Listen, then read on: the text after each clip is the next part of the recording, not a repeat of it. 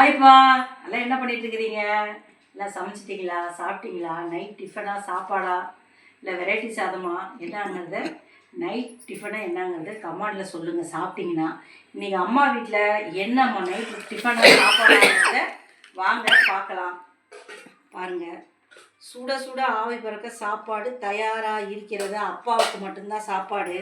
இங்கே பாருங்கள், தக்காளி தொக்கு பாருங்கள், பூண்டுலாம் தட்டி போட்டு சூப்பராக செஞ்சுருக்கேன் பாருங்கள். இது வந்து சும்மா தான் இவ்வளோண்டு போட்டு சாப்பிட்டாலே இந்த சோறு எல்லாமே சாப்பிட்றலாம், அவ்வளோ டேஸ்ட்டாக இருக்குங்க தக்காளி தொக்கு. இது மதியானம் ரசம் வச்ச பாருங்க, அவ்வளோ கிண்ணத்தில் ரசம் தீந்து போச்சுங்க. ரசம் நல்லா ஊற்றி ஊற்றி தின்ட்டாங்க. இவ்வளோண்டு தான் இருக்குது.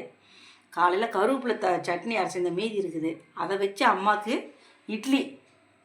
எனக்கு டிஃபன் தாங்க பிடிக்கும், சாப்பாடு நைட்டில் எனக்கு பிடிக்காதுங்க. சாப்பாடை மேக்ஸிமம் பிடிக்காது, ஏன்னா உடம்பு வேறு ரொம்ப போடுதுங்க. அதனால் இழைக்கணும், முட்டி வலி வந்துடுதா. அதனால் வந்து கொஞ்சம் இழைச்சா தானே கொஞ்சம் கால் கொஞ்சம் வலி இல்லாமல் இருக்கும். வெயிட் வந்து காலில் தானே தாங்குது. ஓகே, இன்றைக்கி வந்துங்க, இன்றைக்கி பிறந்த நாள் கல்யாண நாள் உள்ளவங்க வந்து கமாண்டில் சொல்லியிருக்காங்க. பேரை சொல்லுங்கங்க. இது இன்னைக்கு மாலதி வீட்டில் வந்து பூஜை போடல, அதனால நான் போய் அங்கே போய் பிரயோஜனம் இல்லை. ஆமாம், அது உடம்பு சரியில்லை, அதனால விட்டுட்டேன். அதை விட்டுரு. சத்யா சித்ரா சுரேஷ் அவங்க அம்மாவுக்கு தலையில் அடிபட்டு இருக்குதான்.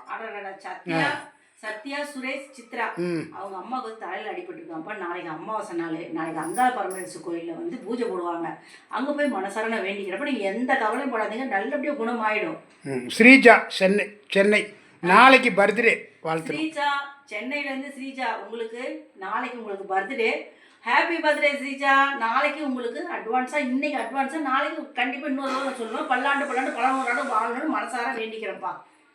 ஜமுனா சிவா அவங்க கணவருக்கும் அவங்களுக்கும் பிரச்சனை, அது கொஞ்சம் தீரணும். கண்டிப்பாக நீங்கள் கொஞ்சம் மன கட்டுப்பாடோட, மன குழப்பம் இல்லாமல் அவங்க எது சொன்னாலும் அமைதியாக இருந்தீங்கன்னா எந்த பிரச்சனையும் இல்லைப்பா. நீங்கள் எதுக்கு கவலைப்படாதீங்க. அம்மா நான் மனசார வேண்டிக்கிறேன். வாழ்க வளமுடன்.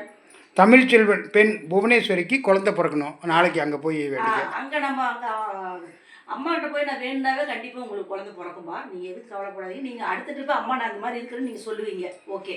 அகில் ஜே தொழில் கொஞ்சம் தள்ளி போகுது, அது கொஞ்சம் இது பண்ணணும்.